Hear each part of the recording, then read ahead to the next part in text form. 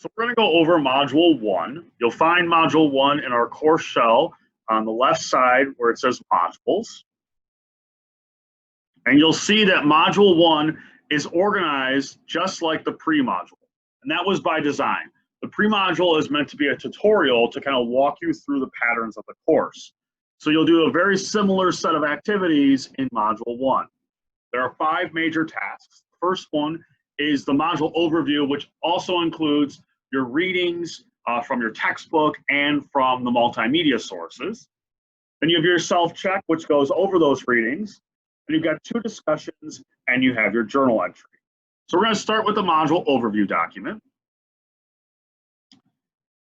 And you'll see that the module is organized for a 2 to 5 week session, right? So it's for 4 weeks. It runs from weeks 2 through 5.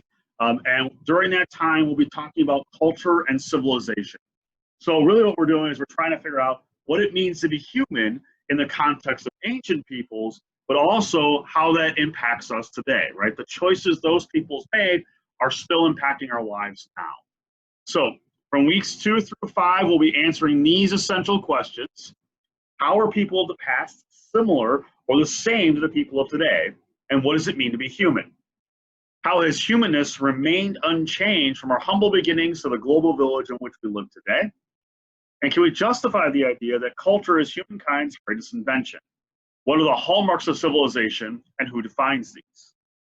Our main topics are going to include some artifacts like the Makapansgat Pebble, the Women of Willendorf, the Epic of Gilgamesh, cuneiform, and the 7 wonders of the ancient world.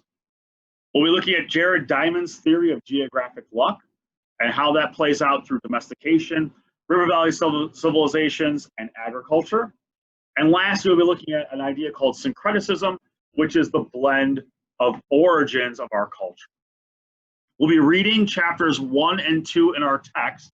And now remember, our textbook is actually made up of several different textbooks that were stitched together to help reduce the cost for our course. So our textbook comes from Piero, and she wrote 3 different texts that I pulled different chapters from.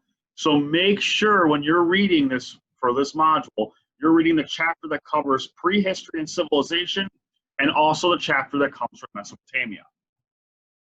Along with those, we'll also be looking at some of these articles and some of these other resources, like Alan Alda's The Human Spark, What Does It Mean to Be Human, The Power of Illusion, Jared Diamond's work, and some ancient works like the Enuma Elish and the Epic of Gilgamesh.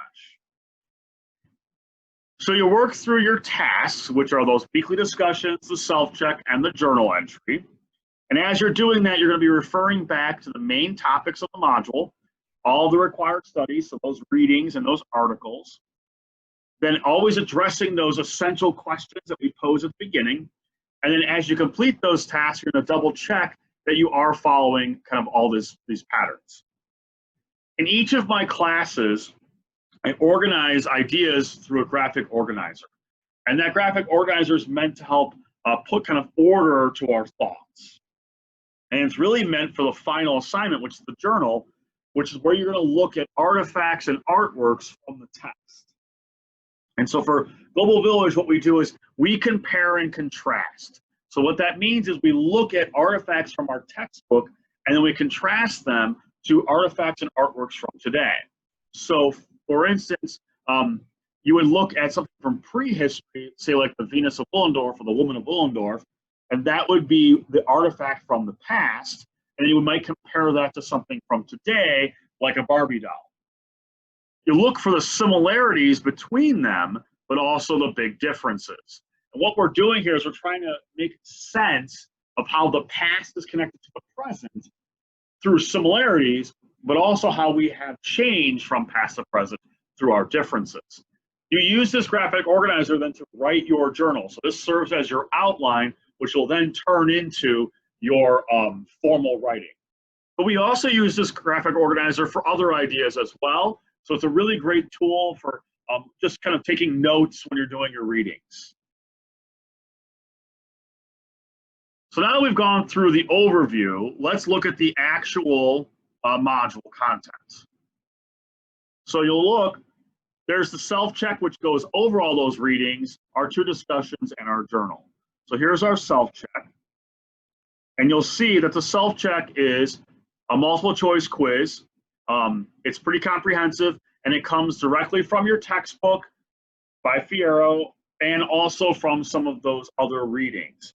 So it's a good idea to have read before taking the quiz. You do have 4 hours to do it, and you do have multiple tries in case you make mistakes. Then the next 2 things are the discussions, and you'll see they're assigned in specific weeks. Now, this module, and like all the modules, has all this content in it, but you can do all of the work whenever it works best for you. So over the 4 weeks, you can break up the work week by week, or you could procrastinate and do all the work at the end.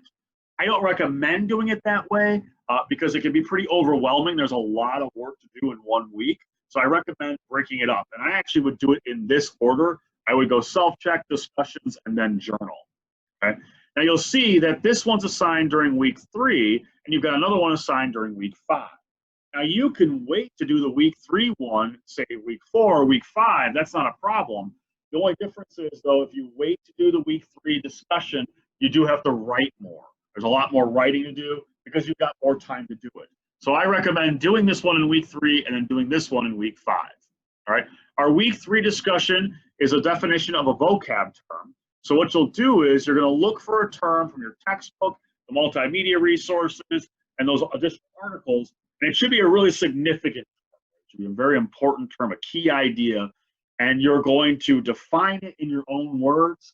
You're going to use it in a sentence or 2 that's unique to you. And then you're going to locate an image online that represents that word. You're going to embed that image. Do not attach, right? You're going to embed that image in the thread. If you attach, I won't grade it. Also, you must choose a different word than your peers. If you choose the same word as one of your peers and they post first, I won't grade yours. So it is first come, first serve. So make sure you're looking at what your peers have done. Okay? Make sure it's a very specific and important word, and make sure you're doing this in your own words. If you copy from the text, that also will not be counted. To then do your peer response, you're going to find a peer's definition and add to it. You're going to discuss it, maybe validate with some of your experiences or relate it to the other course materials. You're going to agree or disagree with it and explain why. Make sure you're expanding on your classmates' posts and you're not just using filler by just saying, repeating what they've done. Okay, that's the first discussion. Then the second discussion is an annotated bibliography of a key concept. It's similar to the first one in that you're going to choose a key topic. Now, this key topic shouldn't be too general, so you should avoid things like the arts or humanities, philosophy, or literature. It's a very specific thing, like an artifact or a person or a people or a belief, and you're looking to do an annotated bibliography on that topic. If you've never done an annotated bibliography, I recommend going to this website right here by Purdue OWL. University of Purdue has a great writing resource center, and they show you exactly how to write an annotated bibliography. So what you're going to do is you're going to take this key topic, and then you're going to do a search in either Google Scholar or through the college library to find an article, an academic resource, or a scholarly journal, and then write a summary and an analysis of that journal article. Okay? Just like the last one, you need to make sure you pick a different topic than your peers. Again, it's first come, first serve, and if you duplicate one of your peers, I won't grade it. Then you're going to go ahead and do a response to your peer, and again, like the last one, make sure this isn't filler. Make sure you're not just restating what they said, but you're adding new information by questioning, by commenting, by agreeing or disagreeing, and by stating why. Then the last assignment in the module is the journal. Now, the journal is formal writing. It's a short essay. It's 300 words. And you're going to go through this process by taking that graphic organizer that I talked to you about in the module overview, and you're going to choose 2 or more artifacts from our text and an artifact from today. And you're going to compare and contrast them using that graphic organizer. Then you're going to take that graphic organizer as an outline and go through the pre-writing, writing, and rewriting steps of creating your 300-word journal. You're going to go ahead and post that here through the submission. Here's the rubric that I use to evaluate your journal. I'm looking for quality of information and quantity to make sure that you're hitting or exceeding that word count. And I actually use this graphic organizer for all of our writing assignments in the class, so it's a good idea to go through it. Okay, so this is your journal. That's the last thing you'll be doing. There'll be more information coming out over the next couple of weeks, giving you some ideas for examples and topics that you can use for this, so be on the lookout for that. So that wraps up our Module 1. Go ahead and start working through this as soon as you can. As always, if you've got questions, please reach out. I look forward to looking through your work, and good luck.